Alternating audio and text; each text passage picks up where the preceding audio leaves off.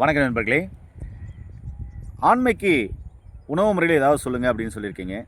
ஆண்மைக்கு 2 உணவு முறையில் ஆண்மையை சரி பண்ணக்கூடிய, ஆண்மை பிரச்சனை வந்தவங்களையும் சரி பண்ணுறது, வராமல் தடுக்கிறதுக்கும் ஒரு அற்புதமான தீர்வு சொல்ல போகிறேன். இங்கே பாருங்கள், இதுதான் நாட்டு அவரைக்காய்.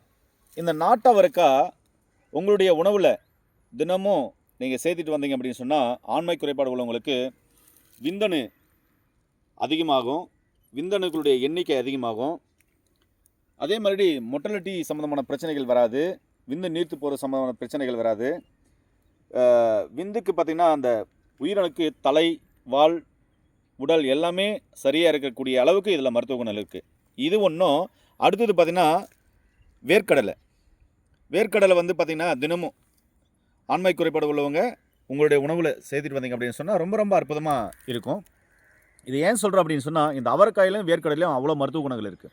ஆண்மை குறைபாட்டை சரி பண்ணக்கூடிய அற்புதமான உணவில் இந்த அவரைக்காய், வேர்க்கடலை தாராளமாக இதை எடுத்துகிட்டு வாங்க. ஆண்மை குறைபாடு உள்ளவங்க வாரத்துக்கு 2 முறை எண்ணெய் தேய்ச்சி குளிங்க.